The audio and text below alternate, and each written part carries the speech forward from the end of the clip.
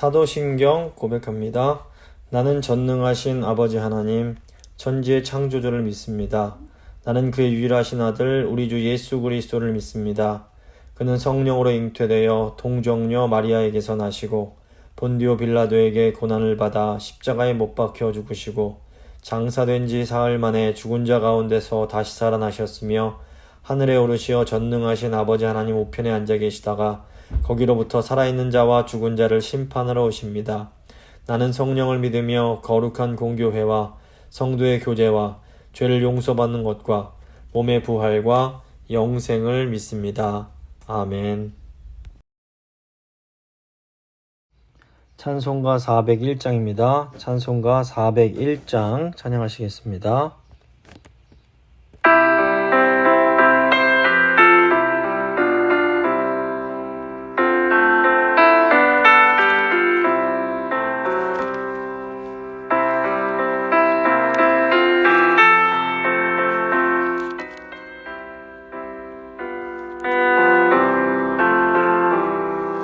주의 곁에 있을 때 마음이 든든하오니 주여 내가 살 동안 인도하여 주소서.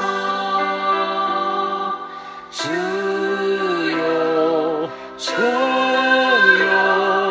나를 인도하소서. 빠른 세상 살 동안 주여 인도하소서. 피난처인 예수여 세상 불편함할 때 그 시은혜 베푸사 나를 숨겨주소서. 주여 나를 인도하소서. 빠른 세상 살 동안 주여 인도하소서. 세상 풍파지난 후 영화로운 나라와 눈물 없는 곳으로 들어가게 하소서. 주여 나를 인도하소서. 빠른 세상 살 동안 주여 인도하소서.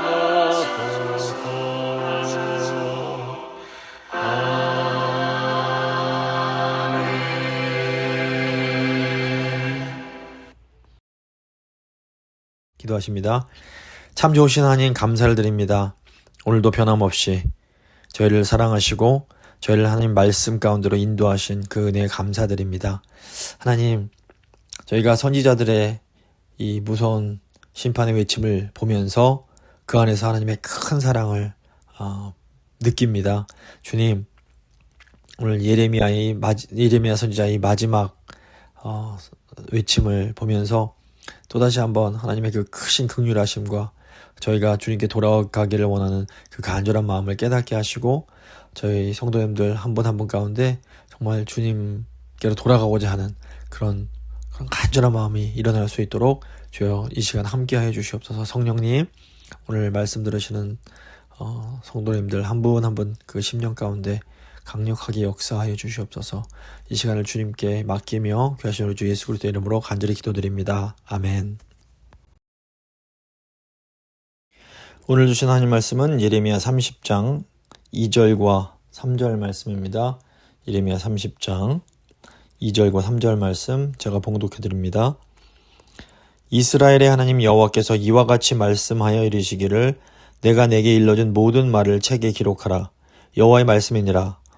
보라, 내가 내 백성 이스라엘과 유다의 포로를 돌아가게 할 날이 오리니 내가 그들을 그 조상에게 준 땅으로 돌아오게 할 것이니 그들이 그 땅을 차지하리라.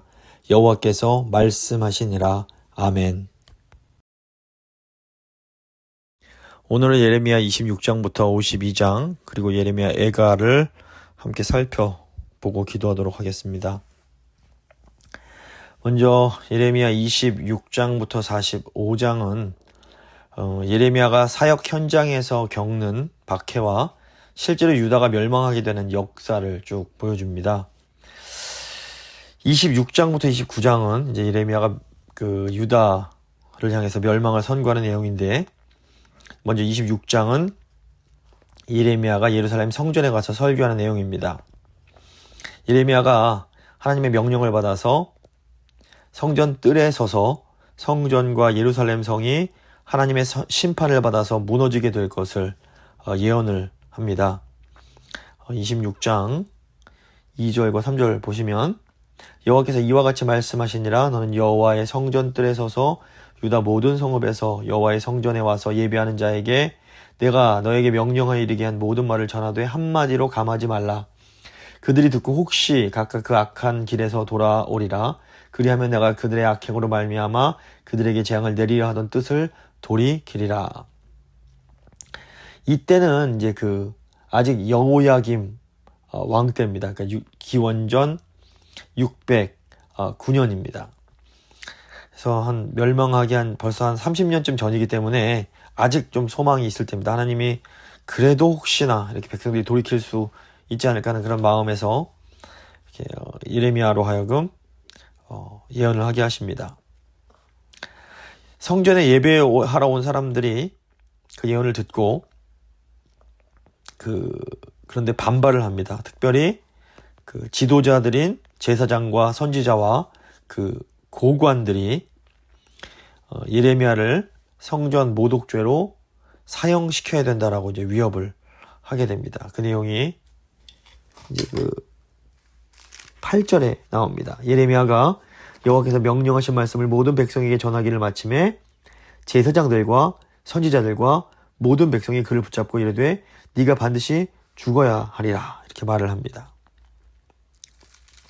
그러니까 하나님께서 회개하라고 예레미야로 하여금 예언을 하게 하셨는데 백성들은 그 말을 듣고 오히려 선지자를 죽이려고 하는 겁니다. 실제로 우리야라는 선지자가 예레미야처럼 똑같이 유다의 멸망을 예언하다가 실제로 잡혀 죽는 일이 발생을 합니다. 26장 20절부터 이제 23절에 내용이 나오게 됩니다. 근데 보면 이 가운데에서도 어떤 믿음이 있는 그런 사람들은 예레미야를 편을 들기도 합니다. 26장 16절 보시면 고관들과 모든 백성이 제사장들과 선지자들에게 이르되 이 사람이 우리 하나님 여호와의 이름으로 우리에게 말하였으니 죽일 만한 이유가 없느니라 이렇게 말을 하기도 하는 겁니다. 그래서 어느 시대 어느 곳에서나 하나님 말씀이 전해질 때 그 말씀에 반발하는 사람들도 있고 또 그 말씀을 잘 받아들이는 그런 사람들도 있는 겁니다. 이제 27장과 28장은 예레미야가 거짓 선지자들과 이렇게 대립하는 내용입니다. 예레미야가 유다의 멸망을 예언했기 때문에 당대의 거짓 선지자들과 자주 충돌을 하게 됩니다. 예레미야는 하나님의 지시에 따라서 줄과 멍에를 메고 유다 왕인 이제 시드기야 유다의 마지막 왕에게 가서 그와 주변의 모든 사신에게 말하기를 하나님이 이 땅의 모든 권세를 바벨론 왕 느부갓네살에게 주었으니 모두 그에게 굴복하고 섬기라고 말을 합니다. 특별히 시드기야와 그 백성들에게 그들이 바벨론 왕을 섬기게 되지 않을 것이다 라고 말하는 거짓 선지자들의 속임에 넘어가지 말라고 충고를 합니다.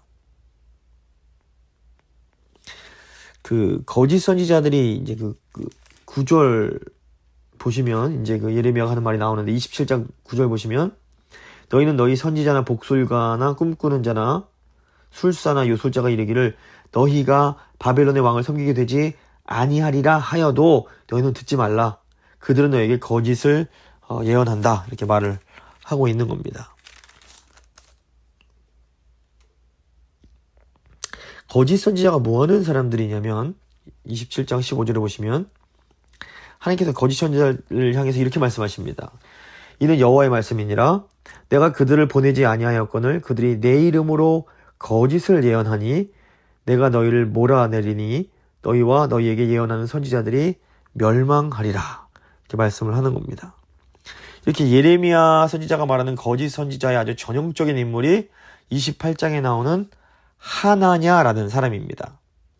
이 하나냐는 예레미야가 맨 멍에를 빼앗아 꺾으면서 하나님께서 이처럼 바벨론의 멍에를 꺾어버리실 거다 이렇게 예언을 합니다. 28장 10절과 11절 보시면 선지자 하나냐가 선지자 예레미야의 목에서 멍에를 빼앗아 꺾고 모든 백성 앞에서 하나냐가 말하여 이르되 여호와께서 이와 같이 말씀하시니라.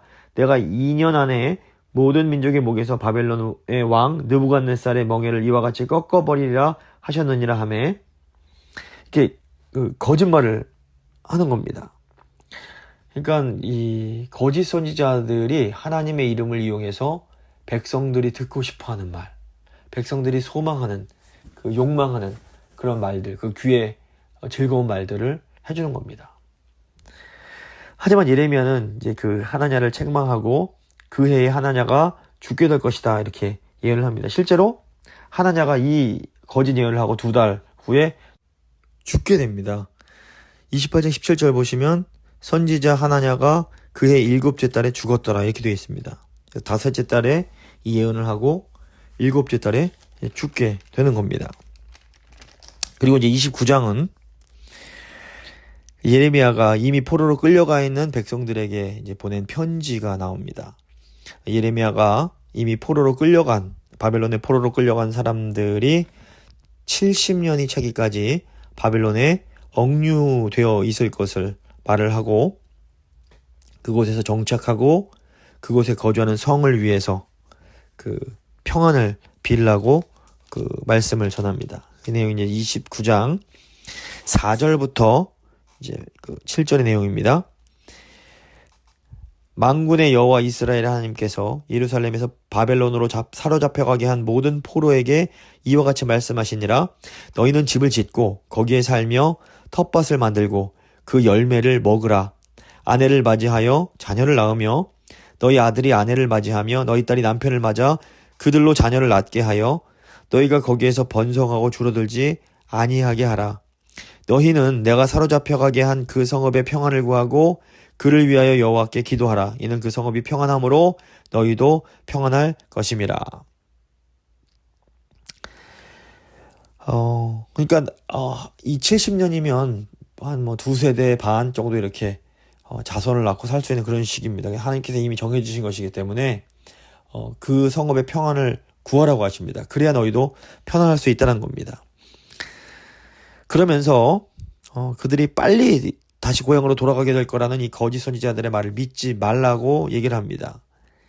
이 29장 24절부터 나오는 스마야라는 사람은 바벨론에 있던 거짓 선지자의 아주 전형적인 사람입니다. 이 스마야는 곧 돌아가게 될 거다 이렇게 거짓말을 합니다. 예레미야는 하나냐에게 했던 것처럼 스마야와 그 자손들에 대해서 저주를 선언을 합니다. 32절에 그 내용이 나옵니다. 그러므로 여호와께서 이와 같이 말씀하시느니라. 보라, 내가 스헬렘 사람 스마야와 그의 가족을 벌하리니 그가 나 여호와께 패역한 말을 하였기 때문에 이 백성 중에 살아남을 그의 자손이 하나도 없을 것이라. 내가 내 백성에게 행하려 하는 복된 일을 그가 보지 못하리라 하셨느니라. 이것은 여호와의 말씀이니라. 그러니까 하나님께서 원하시지 않는 말씀, 하나님의 뜻이 아닌 말씀을 함부로 전하는 것이 얼마나 무서운 죄인지 이 하나냐와 스마야를 통해서 저희가 알 수 있습니다. 그래서 이 말씀 맡은 자, 요즘으로 치면 이제 목회자들일 텐데 이 말씀 사역자들의 이 책임이 굉장히 중하고 또 한편으로 굉장히 무서운 거란 것을 알 수 있습니다. 그래서 말씀 사역자들은 상황에 좌지우지 되는 것이 아니라 하나님께서 원하시는 말씀을 담대하게 선포해야 될 아주 막중한 책임이 있습니다. 이제 30절부터 33장은 위로의 책이라고 불리는 내용입니다. 그러니까 예레미야가 단지 뭐 이렇게 멸망만 선포하는 것이 아닙니다. 30장에서 33장 보시면 하나님께서 이스라엘의 회복을 예고하시면서 예레미야에게 이 모든 말을 책으로 기록해라 이렇게 말씀하십니다. 30장 2절 보시면 이스라엘의 하나님 여호와께서 이와 같이 말씀하여 이르시기를 내가 너에게 일러준 모든 말을 책에 기록하라 이렇게 말씀하고 있습니다. 그래서 이 부분을 특별히 위로의 책이라고 이제 부르고 있는 겁니다. 먼저 30장부터 31장은 하나님께서 이스라엘 백성으로 하여금 바벨론 포로에서 다시 조상들에게 맹세하신 약속의 땅으로 돌아오게 하시고 그들이 그 땅에 정착하게 하실 것을 말씀해 주시는 내용입니다. 30장 3절 보시면 여호와의 말씀이니라 보라 내가 내 백성 이스라엘과 유다의 포로를 돌아가게 할 날이 오리니 내가 그들을 조상들에게 준 땅으로 돌아오게 할 것이니 그들이 땅을 차지하리라 여호와께서 말씀하시니라 이렇게 약속을 해 주십니다.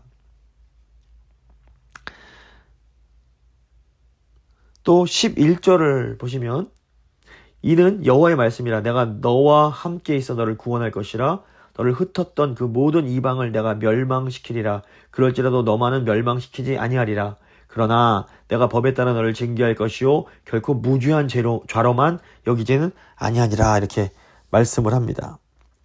그래서 하나님께서 이제 용서는 하십니다. 분명히. 하지만 징계도 하긴 할 거다 이렇게 말씀을 해주시는 겁니다.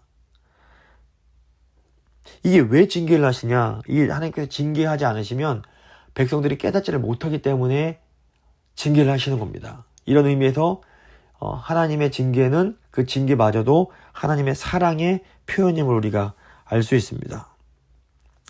그러니까 하나님 백성이 언약을 깨뜨려서 언약의 심판을 받아서 그 땅에서 이제 쫓겨납니다. 하지만 하나님은 그들과 새 언약을 맺으시고 다시는 그들이 언약을 깨뜨리지 않도록 하나님의 법을 그 백성의 마음에 새기시겠다. 또 이렇게 말씀을 해주십니다. 31장 31절부터 33절 말씀 아주 유명하고 또 중요한 말씀입니다. 31장 31에서 33절 말씀 제가 읽어드립니다.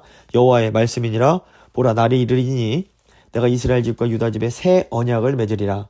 이 언약은 내가 그들의 조상들의 손을 잡고 애굽 땅에서 인도하여 내던 날에 맺은 것과 같지 아니할 것은 내가 그들의 남편이 되었어도 그들이 내 언약을 깨뜨렸음이라. 여호와의 말씀이니라. 그러나 그날 후에 내가 이스라엘 집과 맺을 언약은 이러하니 곧 내가 나의 법을 그들의 속에 두며 그들의 마음에 기록하여 나는 그들의 하나님이 되고 그들은 내 백성이 될 것이라. 여호와의 말씀이니라. 이렇게 말씀합니다.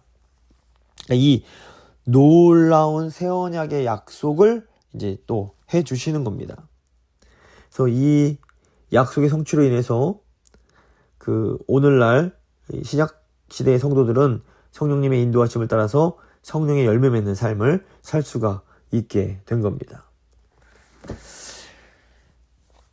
그 새 언약의 약속이 이제 에스겔서에도 이제 나오는데, 그러니까 그 구약 시대 백성들은 하나님 뜻을 알지만 그 뜻대로 행할 수 있는 능력 자체가 부족했습니다. 그래서 하나님 뜻대로 살 수가 없었던 겁니다. 근데 신약 시대에는 이 새 언약이 성취된 신약 시대에는 좀 다른 것이 뭐냐면 새 언약에는 성령의 그 약속이 함께 포함이 됩니다. 그래서 새 언약 백성들에게는 하나님께서 성령을 주심으로 그 성령의 도우심으로 말미암아 구약 시대 하나님 백성들이 행할 수 없었던 그 하나님의 뜻을 행할 수 있는 능력을 또한 받게 되는 겁니다. 그래서 우리 이 신약 시대 새 언약 백성들은 성령의 도우심으로 말미암아 하나님 뜻대로 살아갈 수 있는 그런 큰 은혜를 받게 된 것입니다. 이제 32장은 그 기업의 회복이 될 거라는 그 증표에 대한 내용입니다. 그러니까 하나님께서 예레미야에게 그의 사촌 그 하나멜이란 그 사람에게서 밭을 사게 하십니다. 이 땅은 예레미야에게 상속권이 있어서 이제 그 기업을 물을 수 있는 곳이었습니다. 그리고 그 매매 증서를 오랫동안 잘 보관하도록 지시하십니다. 좀 있으면 이제 이 땅에서 쫓겨나서 포로로 잡혀갈 터인데 그 약속의 땅의 기업을 물을 권리가 있으니까 그걸 사라는 겁니다. 이것은 그 백성이 결국에는 다시 포로에서 돌아와서 그 기업을 얻게 될 것을 확증하는 일종의 표지였던 겁니다. 32장 15절 보시면 만군의 여호와 이스라엘 하나님께서 이와 같이 말씀하시니라 사람이 이 땅에서 집과 밭과 포도원을 다시 사게 되리라 하셨다 하니라. 예레미야가 이제 결국 이 약속을 받은 후에 슬프게 하나님께 기도를 드립니다. 주님, 제가 슬픕니다. 이게 어떻게 된 겁니까? 이렇게 슬프게 하나님께 기도하니까 하나님께서 응답을 해주십니다. 37절, 38절을 보시면 보라, 내가 노여움과 분함과 큰 분노로 그들을 쫓아보내었던 모든 지방에서 그들을 모아들여 이곳으로 돌아오게 하여 안전하게 살게 할 것이라. 그들은 내 백성이 되고 나는 그들의 하나님이 될 것이며, 이렇게 응답해 주십니다. 걱정하지 말아라, 내가 다시 회복시켜 주겠다, 이렇게 약속해 주시는 겁니다. 비록 하나님이 그 백성들에게 진노하셔서 그 땅에서 쫓겨나게 하시지만 심판 후에 하나님은 그들을 다시 돌아오게 하셔서 언약 백성으로 그 땅에 정착해서 살게 하십니다. 그래서 저희가 이걸 오늘날에도 어떻게 좀 적용할 수 있는가 하면, 현실이 어렵고 마치 하나님의 약속이 다 이렇게 사라지는 것 같은 그런 상황 속에서도 하나님께서 때로 우리에게 믿음의 삶을 살라고 요구하십니다. 예를 들어서 팔려갈 땅인데 기업을 물어라, 그 땅을 사라, 이렇게 말씀하시는 겁니다. 뭐 좀 있으면 포로로 끌려갈 건데 그 땅을 왜 사야 하는가, 이런 생각이 들 수 있습니다. 우리가 좀 있으면 이제 끝날 텐데 왜 이거 하나님께 순종해야 되는가, 이런 생각이 들 수 있는 겁니다. 하지만 결국 하나님께서는 이 심판 후에 그 땅을 다시 회복시키시겠다, 이렇게 약속을 해주시는 겁니다. 그렇기 때문에 우리가 하나님을 신뢰하면서 하나님께 순종할 수 있는 겁니다. 이제 33장 보시면 다윗의 왕권이 회복될 것에 대한 또 예언이 나옵니다. 언약 백성이 돌아와서 땅을 다시 차지하는 게 전부가 아닙니다. 하나님은 회복된 땅과 자손들 위해 하나님의 신실한 대리자와 왕권을 다시 세우시겠다 약속을 하십니다. 그래서 33장 1절부터 3절 보시면 아주 유명한 말씀이 나오는데, 여호와의 말씀이 그에게 두 번째로 임하니라. 이르시되 일을 행하시는 여호와, 그것을 만들며 성취하시는 여호와, 그의 이름을 여호와라 하느니가 이와 같이 이르시도다. 너는 내게 부르짖으라. 내가 내게 응답하겠고 내가 알지 못하는 크고 비밀한 일을 내게 보이리라, 말씀하시는 겁니다. 굉장히 유명한 말씀인데 소망을 잃지 말고 기도하라는 겁니다. 하나님, 우리가 이렇게 기도할 때에 그 기도를 들으십니다. 그래서 결국 하나님께서 이 땅을 회복시키시고 왕권을 회복시키실 때 그 왕권은 하나님이 다윗에게 약속하신 대로 다윗의 후손에서 나오는 새 왕입니다. 이 왕은 그 땅에서 정의와 공의를 실행하고 그의 왕권은 영원하게 되는 겁니다. 33장 15절부터 17절 보시면 그날 그때에 내가 다윗에게서 한 공의로운 가지가 나게 하리니 그가 이 땅에 정의와 공의를 실행할 것이라. 그날에 유다가 구원을 받겠고 예루살렘이 안전할 것이며 이 성은 여호와는 우리의 의라 하는 이름을 얻으리라. 여호와께서 이와 같이 말씀하시니라. 이스라엘 집의 왕위에 앉을 사람이 다윗에게 영원히 끊어지지 아니할 것이며. 자, 이 약속이 누구에게서 성취됩니까? 예수 그리스도에게서 이 말씀이 그대로 성취가 되는 겁니다. 그래서 30장부터 33장까지는 이 무서운 그 심판의 예언 중에도 놀라운 그 위로와 그 소망의 그 약속을 주시는 그런 내용이 나옵니다. 그다음에 이어지는 이제 34장부터 45장은 이제 유다의 마지막 때에 대한 내용입니다. 유다 왕국과 예루살렘이 멸망하는 그 역사와 멸망 이후에 이제 그 땅에 남게 되는 사람들에 대한 그런 내용이 나오게 됩니다. 먼저 34장부터 36장은 언약을 파기한 그 이스라엘에 대한 내용입니다. 예레미야가 이스라엘의 멸망의 역사를 이렇게 설명하기에 앞서서 그 멸망의 원인이 언약의 파괴에 있다는 것을 아주 분명하게 지적을 하고 있습니다. 34장을 보시면 하나님 백성들이 얼마나 이 하나님과의 맺은 언약을 우습게 여기는지를 잘 볼 수 있습니다. 그 시드기야 왕 때에 유다 백성들이 하나님과 그 언약, 계약을 맺어서 그 유대인 출신의 그 노비들을 자유롭게 하겠다. 이렇게 다시는 종으로 삼지 않겠다. 이런 약속을 합니다. 하나님과 계약을 한 겁니다. 그런데 얼마 지나지 않아서 이 사람들 마음이 변해버립니다. 아까운 겁니다. 그래서 다시 동족을 노비로 삼아버립니다. 34장 1절을 보시면 후에 그들의 뜻이 변하여 자유를 주었던 노비를 끌어다가 복종시켜 다시 노비로 삼았더라. 이게 그러니까 하나님께서 분명 하나님과 약속 맺은 건데 너무 쉽게 깨버리는 겁니다. 그래서 하나님은 이렇게 계약을 어긴 백성에게 심판을 내리실 것을 이제 경고를 하고 계십니다. 17절 보시면 그러므로 여호와께서 이와 같이 말씀하시니라 너희가 나에게 순종하지 않고 각기 형제와 이웃에게 자유를 선포한 것을 실행하지 아니하였은즉 내가 너희를 대적하여 칼과 전염병과 기근에게 자유를 주리라. 이렇게 말씀을 합니다. 반면 이제 35장은 그 조상의 명령과 약속에 철저하게 순종하는 신실한 레갑 자손의 예가 나옵니다. 이 레갑 자손이 누구냐면 모세의 장인 이드로의 후손들입니다. 그러니까 이들은 엄밀히 말하면 혈통적으로는 이스라엘 백성들이 아닌 겁니다. 하지만 이들의 그 조상인 요나답의 유언에 따라서 이 레갑 자손들은 포도주를 잃지 마시지 않고 어떤 집을 지어 살지 않고 이 장막에 거하면서 유목 생활을 하게 됩니다. 그러니까 조상의 이 말을 잘 따랐던 겁니다. 그래서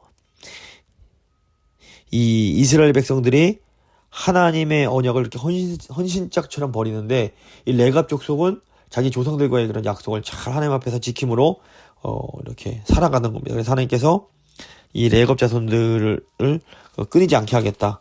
축복을 해주시는 내용이 나옵니다. 35장 19절 보시면 그러므로 만군의 여호와 이 이스라엘의 하나님께서 이와 같이 말씀하시니라 레갑의 아들 요나답에게서 내 앞에 설 사람이 영원히 끊어지지 아니하리라.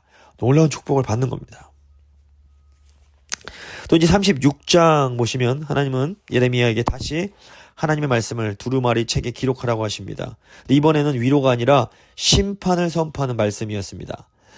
근데 그럼에도 불구하고 그 의도는 뭐냐면 그 백성을 회개하게 하시고 그래서 작정하신 재앙을 거두고 싶으신 겁니다. 36장 2절 보시면 너는 두루마리 책을 가져다가 내가 네게 말하던 날 곧 요시아의 날부터 오늘까지 이스라엘과 유다와 모든 날에 대하여 내가 네게 일러준 모든 말을 거기에 기록하라. 유다 가문이 내가 그들에게 내리려 한 모든 재난을 듣고 각기 악한 길에서 돌이키리니 그리하면 내가 그 악과 죄를 용서하리라. 이게 하나님의 마음인 겁니다. 그러니까 하나님이 무섭게 말씀하시고 정말 강하게 표현하셔도 결국에는 재앙을 내리고 싶지 않으신 겁니다. 그래서 예레미야가 조력자인 바룩을 불러서 말씀을 두루마리에 받아 적게 하고 자기는 지금 갇혀 있으니까 바룩에게 대신 성전에 가서 그 말씀을 낭독하게 합니다.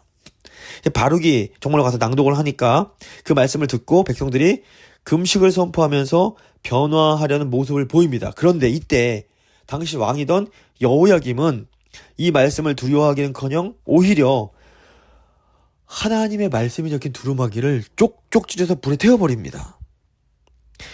36장 23절 24절 보시면 여후디가 서너 쪽을 낭독하면 왕이 칼로 그것을 연하여 베어 화롯불에 던져서 두루마리를 모두 태웠더라. 24절 왕과 그의 신하들이 이 모든 말을 듣고도 두려워하거나 자기들의 옷을 찢지 아니하였고, 너무 무서운 게 하나님의 무서운 심판의 말씀을 듣고도 왕이 전혀 두려워할 줄 모릅니다. 왕이 그래서 그 말씀을 그냥 찢어서 태워버리는데 더 무서운 것은 그 신하들도 왕이 그렇게 하고 있는데 두려워하지 않는 겁니다. 전체적으로 왕부터 그 신하까지 하나님에 대한, 하나님 말씀에 대한 두려움이 완전히 사라진 겁니다. 아주 끔찍한 모습입니다.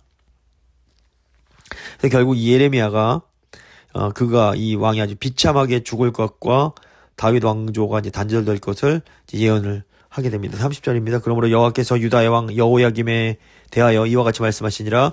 그에게 다윗의 왕위에 앉을 자가 없게 될 것이요 그의 시체는 버림을 당하여 낮에는 더위 밤에는 추위를 당하리라. 이렇게 말씀을 하는 겁니다. 이제 37절부터 39절은 37장부터 39장은 이제 유다의 마지막 모습입니다. 유다 왕 시드기야가 즉위할 때부터 그 나라가 바벨론의 침략으로 완전히 망할 때까지 유다와 예루살렘의 역사가 어떻게 진행되는지를 이제 37, 38, 39장이 보여줍니다. 이제 이 시기에 예레미야는 신실하게 하나님의 말씀을 증거하다가 많은 핍박을 받고 결국 구덩이에 갇히게 됩니다. 시드기야가 그 예레미야에게 사람을 보내서 하나님께 받은 말씀에 대해서 이제 묻습니다. 예레미야가 이 시드기야 왕에게 제발 바벨론에게 항복하라고 권유를 합니다. 만약에 그렇게 하지 않으면 멸망할 것이다. 이렇게 이제 충고를 해주는 겁니다. 그런데 이제 이 시드기야 왕이 이상하게도 그 예레미야 선지자의 말을 듣지를 않습니다. 결국에는 그 시드기야 왕이 바벨론의 침략을 당해서 그 저항을 하다가 나중에 이제 도망가다가 생포가 됩니다. 그리고 그 시드기야 아들들이 자기 시드기야가 보는 앞에서 다 처형이 되고 유다의 귀족들도 다 살해되고 그 시드기야 왕 자신은 두 눈이 뽑혀서 바벨론 쪽으로 끌려가게 되는 겁니다. 예루살렘 성벽도 다 무너지고 그 땅은 완전히 초토화되고 그 남은 자들은 바벨론의 포로로 다 끌려가고 아주 가난한 사람들, 아주 빈민들만 그 유다 땅에 좀 몇 명 많이 소수가 남게 되는 겁니다. 그러니까 하나님 말씀을 듣지 않으면 끝이 정말로 비참하다는 것을 이 말씀이 잘 보여주고 있습니다.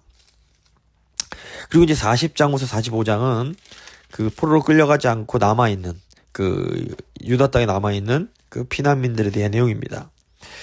멸망 이후에 그 유다 땅에 남아있는 사람들의 상황을 설명하는 것은 아직도 믿음의 시련이 끝나지 않았음을 보여줍니다. 40장에서 41장은 그 바벨론 왕이 이제 그 그다랴라는 사람을 유다 총독으로 세워서 이제 다스리게 하는 그런 내용입니다. 근데 이 그다랴라는 이 유다 총독을 그 암몬 왕의 사주를 받은 이스마엘이라는 사람이 암살을 하고 그 암몬으로 도망을 치게 됩니다. 이 내용이 이제 40장에서 41장 내용입니다. 그리고 이제 42장을 보시면 바벨론의 그 바벨론 왕이 지명한 그다랴를 죽였기 때문에 바벨론 왕이 보복하지 않을까 이렇게 두려워한 그 유다에 남아있는 난민들이 이제 어떡하나 하다가 이 남쪽 애굽으로 도망을 치려고 하는 겁니다. 그래서 이때 이 애굽으로 도망치기 전에 이 사람들이 예레미야에게 하나님 뜻을 구합니다. 이것만 보면 마치 믿음이 있는 것처럼 보입니다. 그래서 예레미야가 그 말을 듣고 정말 하나님 뜻을 알려줍니다. 너희들이 바벨론 왕 두려워하지 말고 애굽 내려가지 말고 그 땅에 남아있으라. 이렇게 얘기를 하는 겁니다. 만약에 하나님 말씀 어기고 애굽으로 도망가면 그 애굽 땅에서 칼과 기근과 전염병에 죽게 될 거다. 경고를 해주는 겁니다. 근데 이때 만약에 이 믿음대로 행했으면 남아있는데 이 유다에 남아있던 사람들이 그렇지 못한 겁니다. 이 사람들도 결국 믿음이 없었던 겁니다. 43장을 보시면 이 유다에 남아있던 그 난민들이 유다 땅에 머물라는 하나님 말씀에 불순종하고 심지어 예레미야와 예레미야 동역자 바로까지도 끌고 애굽으로 내려갔습니다. 도망을 친 겁니다. 이 사람들이 하나님의 약속을 믿기보다는 애굽의 세력을 의지해서 하나님 명령을 거역했던 겁니다. 그래서 이제 44장을 보시면 하나님께서 피난 온 자들을 애굽에서 죽게 하시고 애굽마저도 바벨론에 굴복하게 하실 것이다. 이런 예언을 하게 됩니다. 하지만 또 이렇게 정말 하나님께 다 불순종하는 가운데에서도 45장을 보시면 예레미야를 수종돌면서 말씀을 기록한 이 바룩이라는 사람에게는 하나님께서 구원을 보장해 주시는 그런 내용이 나옵니다. 45장 5절 보시면 그 하나님께서 바룩에게 말씀하십니다. 네가 너를 위하여 큰 일을 찾느냐? 그것을 찾지 말라. 보라, 내가 모든 육체의 재난을 내리리라. 그러나 네가 가는 모든 곳에서는 내가 너의 생명을 노량물 주듯 하리라. 이렇게 약속을 해주시는 겁니다. 내가 너만큼은 내가 보호하겠다라는 겁니다. 그래서 우리 주위에 이제 사람들, 교회를 다니던 사람들이든 예수님을 믿는다는 사람들이 하나님의 말씀을 어길 때가 있을 수 있습니다. 그래서 다 하나님 뜻이 분명한데도 그 뜻을 어기고 애굽으로 다 내려가는 그런 상황이 있을 수 있는데, 그때에도 신실하게 하나님 약속을 붙잡고 하나님께 순종하는 자들은 하나님이 보호해 주신다. 이걸 분명하게 보여줍니다. 그래서 저희가 어쨌거나 살 수 있는 방법은 하나님 말씀에 철저하게 순종하는 거라는 걸 저희가 알 수 있습니다. 그리고 예레미야서의 마지막 부분인 이제 46장부터 52장은 이방 나라에 대한 심판의 말씀입니다. 하나님의 거룩한 성 예루살렘이 무너지고 하나님의 백성이 심판을 받았습니다. 당연히 세상 나라는 더 큰 심판을 받게 되는 겁니다. 예레미야서 25장 29절을 보시면 이런 말씀이 나옵니다. 보라, 내가 내 이름으로 일컬음을 받는 성에서부터 재앙을 내리기를 시작하였은즉 너희가 어찌 능히 형벌을 면할 수 있느냐? 면하지 못하리니 이는 내가 칼을 불러 세상의 모든 주민을 칠 것임이라 하셨다 하라. 만군의 여호와의 말씀이니라. 그러니까 하나님 백성들도 죄를 지면 심판을 받는데 하물며 하나님을 믿지 않은 이방 백성들은 하나님으로부터 당연히 심판을 받을 수밖에 없는 겁니다. 그래서 46장부터 49장은 그 이스라엘 주변 나라들에 대한 심판입니다. 이제 지도에 교재에 보면 지도에 제가 적어놨는데 이사야 선지자처럼 예레미야 선지자도 이방 나라들이 심판받을 것을 선포합니다. 이 민족들에 대한 심판의 예언은 애굽으로부터 시작이 됩니다. 이것은 바로 이제 앞장에 나오는 40장에서 45장에서 유다 백성들이 바벨론을 피해서 애굽으로 도망간 사건과 이렇게 관련이 있다라고 볼 수 있습니다. 선지자는 애굽도 결국에는 바벨론에 의해서 정복을 당할 것이고 오직 이스라엘의 참 구원자는 하나님이심을 이제 선포를 합니다. 46장 25절 26절 보시면 내 종 야곱아 두려워하지 말라. 이스라엘아 놀라지 말라. 보라, 내가 너를 먼 곳에서 구원하며 너희 자손을 포로된 땅에서 구원하리니 야곱이 돌아와서 평안하며 걱정 없이 살게 될 것이라. 그를 두려워게 할 자가 없으리라. 여호와의 말씀이니라. 내 종 야곱아, 내가 너와 함께 있나니 두려워하지 말라. 내가 너를 흩었던 그 나라들은 다 멸할지라도 너는 사라지지 아니하리라. 내가 너를 법도대로 징계할 것이요 결코 무죄한 자로 여기지 아니하리라 하시니라. 하나님이 이스라엘도 징계는 하시지만 결국에는 구원해 내시겠다, 회복시키시겠다 약속하십니다. 그리고 이제 47장에는 이스라엘 서쪽에 블레셋에 대한 심판이 나오고 48장은 요단 동편의 모압, 그리고 49장 보시면 암몬, 에돔, 북쪽의 다메섹, 그리고 게달과 하솔에 대한 내용이 나옵니다. 그리고 멀리 바벨론 동쪽에 있는 엘람에 대한 심판도 함께 예언이 되고 있습니다. 쭉 아주 계속해서 이제 이방 나라에 대한 예언이 나오는데 이 예언들의 목적은 하나님께서 바벨론을 심판의 도구로 사용하셔서 세상 나라들을 심판하심을 보여주는 겁니다. 그래서 예레미야 25장 아까 9절을 보시면 하나님께서 이 내용에 대해서 유다뿐 아니라 모든 나라들을 심판하실 것을 예언하는 내용이 나옵니다. 25장 9절 보시면 보라, 내가 북쪽 모든 종족과 내 종 바벨론의 왕 느부갓네스를 불러다가 이 땅과 그 주민과 사방 모든 나라를 쳐서 진멸하여 그들을 놀램과 비웃음거리가 되게 하며 땅으로 영원한 폐허가 되게 할 것이라. 여호와의 말씀이니라. 이렇게 하나님께서 무섭게 심판하시겠다는 내용이 나옵니다. 그리고 25장 5절부터 26절까지 보시면 쭉 하나님께서 이스라엘의 주변 나라들을 심판하실 것이라는 내용이 나오고 있습니다. 그 내용 따라서 심판이 되는 겁니다. 그리고 이제 50장, 51장은 바벨론에 대한 심판이 나옵니다. 이방 나라 심판에 대한 예언의 정점, 클라이막스가 뭐냐면 이 모든 주변 나라를 심판의 도구로 쓰였던 바벨론이 심판받아 멸망하는 겁니다. 그러니까 하나님이 바벨론을 심판의 도구로 사용하셔서 모든 나라를 멸망하게 하시지만 그 시기는 딱 70년으로 제한이 되는 겁니다. 그리고 이 70년이 끝나고 나면 바벨론의 왕과 그 나라의 죄에 대해서 심판하여 그 땅을 황폐하게 하시겠다, 이렇게 말씀을 하십니다. 이 내용이 예레미야 25장 11절 12절에 나옵니다. 이 모든 땅이 폐허가 되어 놀랄 일이 될 것이며 이 모든 민족들은 70년 동안 바벨론 왕을 섬기리라. 여호와의 말씀이니라. 70년이 끝나면 내가 바벨론의 왕과 그의 나라와 갈대아인의 땅을 그 죄악으로 말미암아 벌하여 영원히 폐허가 되게 하되 내가 그 땅을 향하여 선언한 바 곧 예레미야가 모든 민족을 향하여 예언하고 이 책에 기록한 나의 모든 말을 그 땅에 임하게 하리라 이렇게 말씀하는 겁니다. 그러니까 결국에는 바벨론도 도구에 불과합니다. 하나님이 사용하시는 막대기인 겁니다. 근데 막대기는 그 쓰임이 다 하고 나면 꺾어져서 심판을 받게 되는 겁니다. 하나님이 바벨론을 심판하심으로 하나님 백성들의 원수를 갚으시고 결국에는 그들을 다시 구출해서 돌아오게 이제 하십니다. 그 내용이 이제 50장 4절 5절에 나오고 있습니다. 여호와의 말씀이니라 그날 그때에 이스라엘 자손이 돌아오며 유다 자손도 함께 돌아오되 그들이 울면서 그 길을 가며 그의 하나님 여호와께 구할 것이며 그들이 그 얼굴을 시온으로 향하여 그 길을 물으며 말하기를 너희는 오라 잊을 수 없는 영원한 언약으로 여호와와 연합하라 하리라 이렇게 말씀합니다.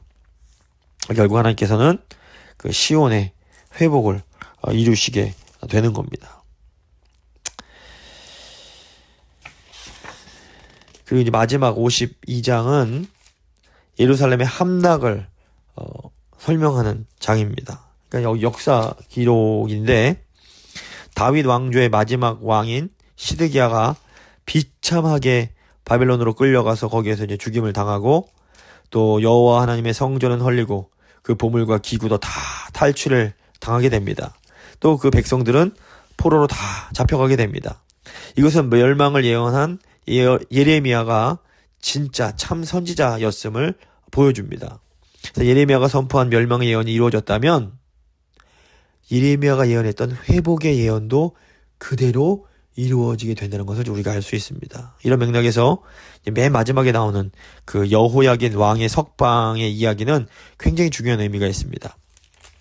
31절부터 34절까지 맨 마지막 부분인데 유다왕 여호야긴이 사로잡혀간 지 37년 곧 바벨론의 에윌 무로닥 왕의 즉위 원년 기원전 562년에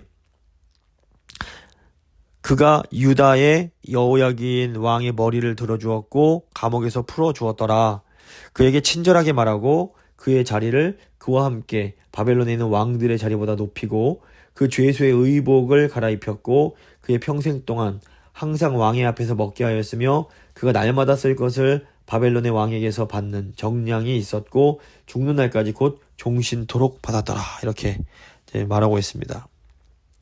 이것은 하나님의 나라를 이루는데 굉장히 중추적인 역할을 하는 다윗 왕의 계보가 유지되고 있음을 보여줍니다.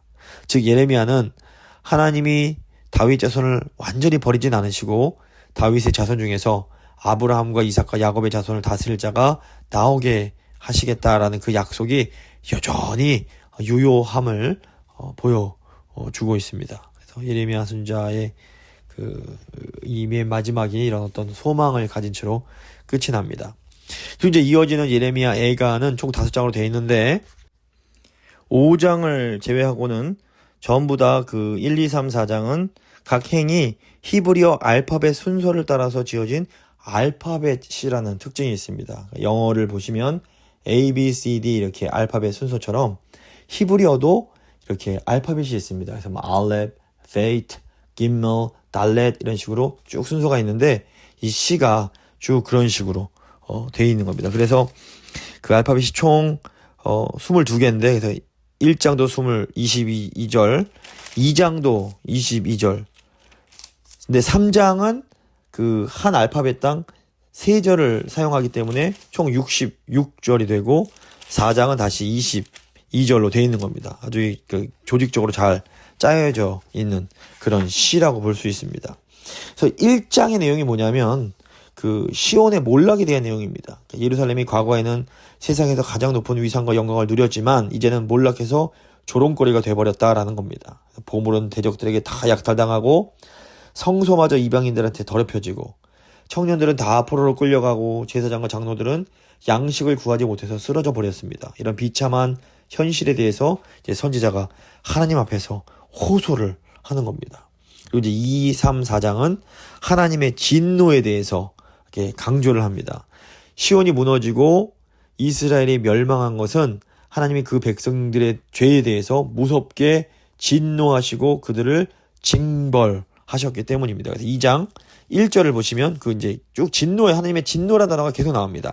2장 1절 보시면 슬프다 주께서 어찌 그리 진노하사 딸 시온을 구름으로 덮으셨는가. 이스라엘의 아름다움을 하늘에서 땅에 던지셨으며 그의 진노의 날에 그의 발판을 기억하지 아니하셨도다. 또 3절에도 맹렬한 진노로 이스라엘의 모든 뿔을 자르셨으며 이렇게 나오고, 또 6절에서도 그가 진노하사 왕과 제사장을 멸시하셨도다 이렇게 나옵니다. 그리고 2장 21절 22절에도 그 여호와께서 진노하시는 날에는 피하거나 남은 자가 없나이다 이렇게 말을 하고 있습니다. 또 3장 1절에도 여호와의 분노의 매로 말미암아 고난 당하는 자는 나로다 이런 말을 하고, 3장 43절에도 진노로 자신을 가리시고 우리를 추격하시며 죽이시고 긍휼을 베푸지 아니하셨나이다 또 이렇게 말씀하고, 4장 11절에도 여호와께서 그의 분을 내시며 그의 맹렬한 진노를 쏟으시며 시온에 불을 지르사 그 터를 사르셨도다 이렇게 말씀하고, 4장 16절에서도 여호와께서 노하여 그들을 흩으시고 이렇게 그냥 진노 막 이런 게 계속 나오는 겁니다. 그런데 여기 기억해야 될 건 뭐냐면 진노하신다는 그만큼 사랑하시는 걸 의미합니다. 너무너무 사랑하시기에 그만큼 많이 화가 나시는 겁니다. 그래서 우리가 이 하나님의 진노라는 단어를 볼 때 동시에 사랑이란 단어를 떠올릴 필요가 있는 겁니다. 비록 이 백성을 하나님께서 무섭게 심판하셨지만 하나님은 인자와 긍휼이 무한하셔서 그들을 완전히 또 멸하진 않으십니다. 3장 22절 보시면 여호와의 인자와 긍휼이 무궁하심으로 우리가 진멸되지 아니함이니이다 이렇게 말씀합니다. 그리고 3장 32절 보셔도 그가 비록 근심하게 하시나 그의 풍부한 인자하심에 따라 긍휼히 여길 것임이라. 주께서 인생으로 고생하게 하시며 근심하게 하심은 본심이 아니시로다. 결국 하나님의 본심은 뭡니까? 돌아와서 회복되는 겁니다. 그래서 선지자가 하나님의 구원을 바라고 기다립니다. 3장 24절부터 26절입니다. 내 심령이 이르기를 여호와는 나의 기업이시니 그러므로 내가 그를 바라리라 하도다. 기다리는 자들에게나 구하는 영혼들에게 여호와는 선하시도다. 사람이 여호와의 구원을 바라고 잠잠히 기다림이 좋도다. 이 예레미야가 이걸 알고 있는 겁니다. 하나님 그 진노 가운데 숨어있는 하나님의 큰 사랑과 인자를 바라보고 있는 겁니다.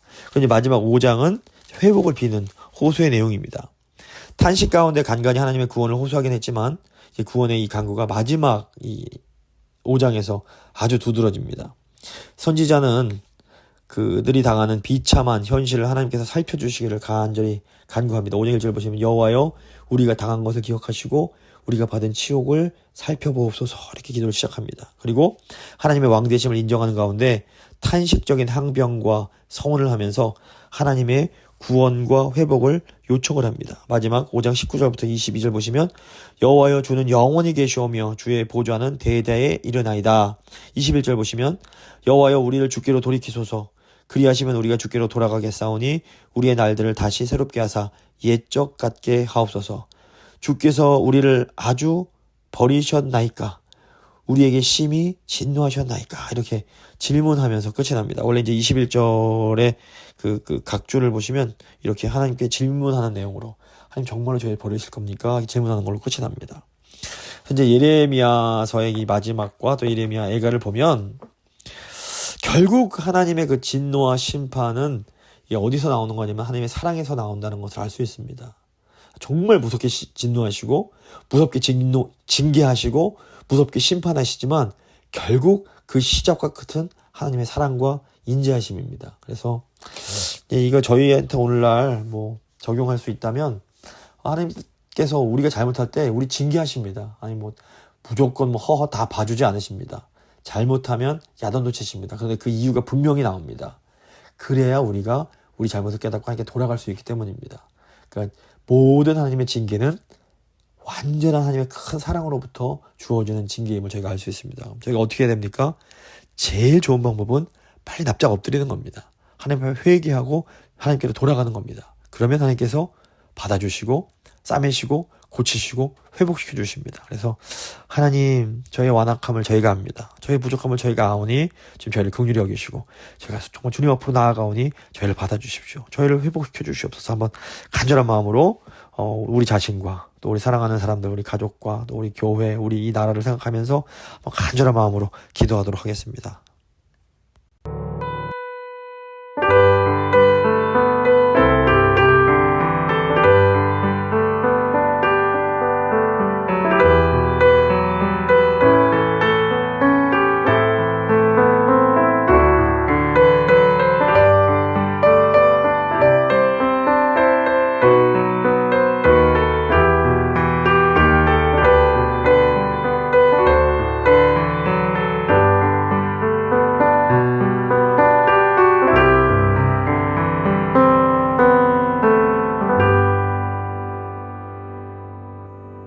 이제 세상과 교회를 위해서 좀 기도하는 시간 갖도록 하겠습니다. 먼저는 교회 리더십 위해서 그리고 교회 사역 위해서 한번 기도하도록 하겠습니다. 말씀 증거하는 저를 위해서 늘 성령 충만함으로 정말 살아계신 하나님의 말씀을 온전히 잘 증거할 수 있도록 기도해 주시고, 또 교회 저희 장로님들 가운데 하나님께서 지혜와 명철 허락하셔서 하나님 뜻 잘 분별하시고 그 뜻에 순종함으로 주님의 몸된 교회 잘 세워나가는, 잘 섬기는 그런 저희 당회 될 수 있게 해달라고 그리고 기도해 주시기 바랍니다. 그리고 이제 교회에 돌아오는 주일이 추수 감사 주일로 지키게 되는데 정말 하나님 은혜에 감사하며 복된 예배 드리게 하시고, 또 새해에 다음 세대 사역에 더 이렇게 집중하려고 하는데 하나님 은혜 주셔서 우리 교회가 하는 모든 사역들 가운데 정말 하나님의 영광을 돌리는 그런 사역들이 되게 해달라고 간절한 마음으로 기도해 주시기 바랍니다.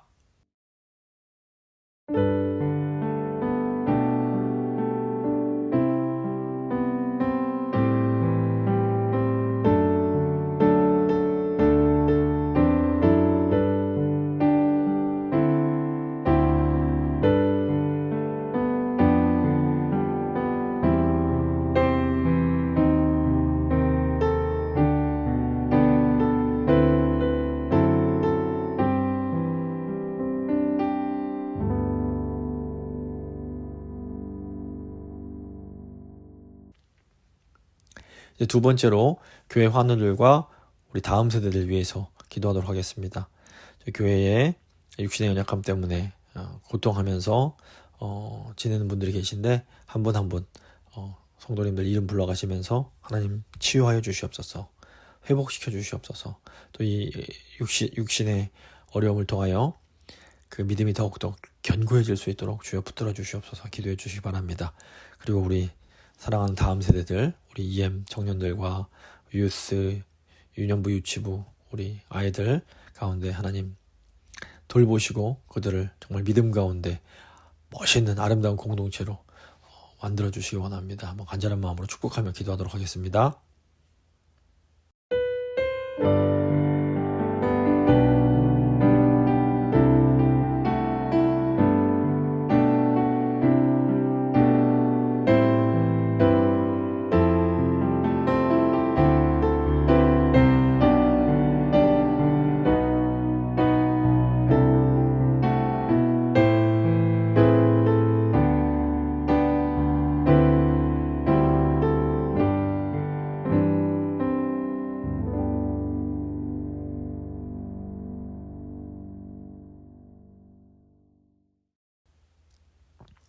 이제 마지막으로 우리 교회가 있는 LA 지역과 캘리포니아 그리고 전 세계의 교회들 그리고 한국과 미주에 있는 재건교회 위해서 기도하도록 하겠습니다. 이 지역이 정말 하나님의 은혜로 부흥되고 회복되는 은혜가 있게 하시고 전 세계 핍박받는 주의 백성들을 지켜달라고 기도해 주시기 바랍니다. 작년 한 해만 해도 아프리카에서 3,000명의 그리스도인들이 살해를 당했다고 합니다. 신앙 때문에 이렇게 죽어가는 사람들이 아직도 이 전 세계에 많이 있는데 하나님 은혜 가운데 그들을 보호해 주시고 어려움 중에서도 믿음을 잃지 않을 수 있도록 기도해 주시기 바랍니다. 그리고 한국과 미주에 있는 적은 교회들이 하나님 주신 사명 잘 감당할 수 있도록 힘을 달라고 한번 간절한 마음으로 기도하도록 하겠습니다.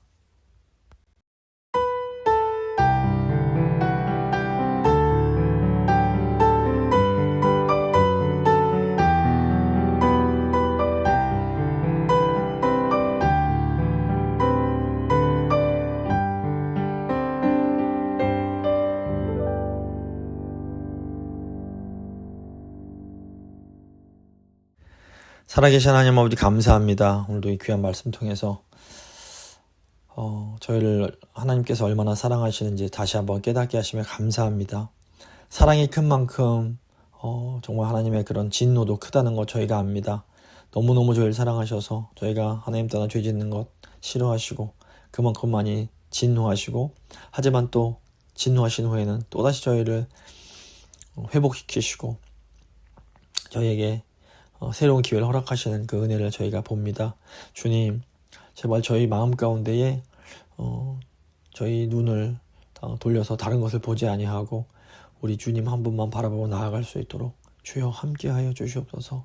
아버지, 저희 교회를 위해서 간절히 기도합니다. 주님, 저희 교회 리더십들 위해서 주님 기도하오니 지혜와 명철을 허락하여 주시옵시고 정말 주님 기뻐하시는 방향으로 나아갈 수 있도록 주여 함께하여 주시옵소서.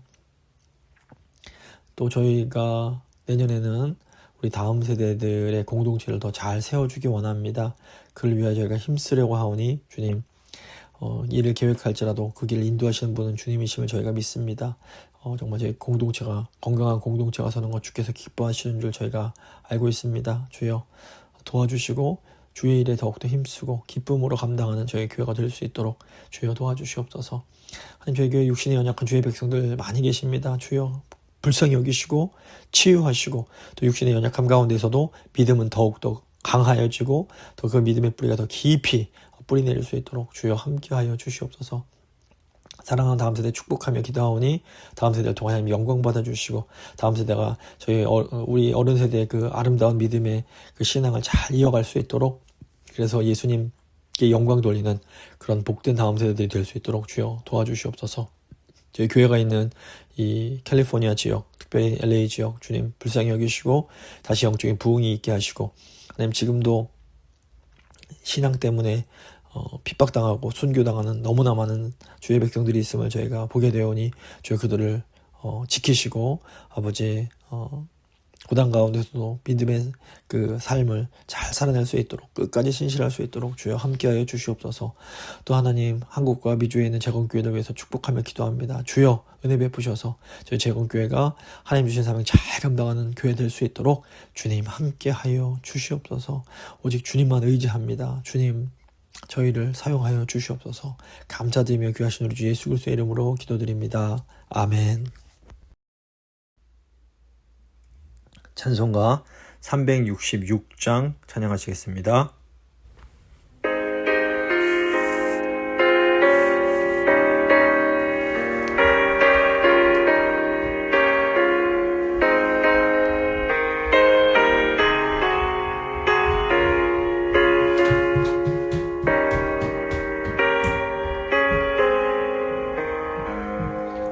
어두운 내 눈 밝히사 진리를 보게 하소서.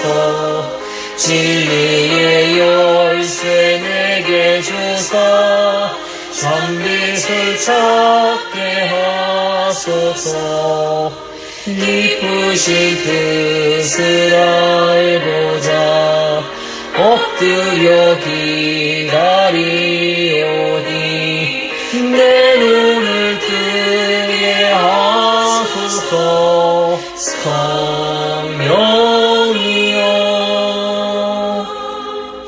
막혀진 내 귀 여시사 주님의 귀한 음성을 이 귀로 밝히 들을 때에 내 기쁨 한량 없겠네. 기쁘신 뜻을 알고자 엎드려 기다리오니 내 눈을 열어주소서.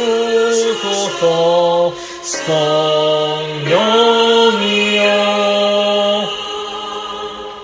공해진 내 여시사 복음을 널리 전하고 차가운 내 맘 녹여주사 사랑을 하게 하소서. 기쁘신 뜻을 알고자 엎드려 기다리노니 내 입을 열어주소서 성령이여.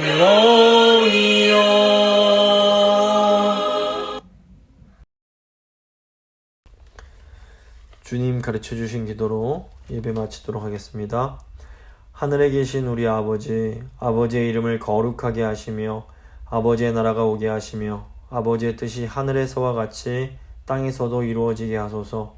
오늘 우리에게 일용할 양식을 주시고 우리가 우리에게 잘못한 사람을 용서해 준 것 같이 우리 죄를 용서해 주시고 우리를 시험에 빠지지 않게 하시고 악에서 구하소서. 나라와 권능과 영광이 영원히 아버지의 것입니다. 아멘.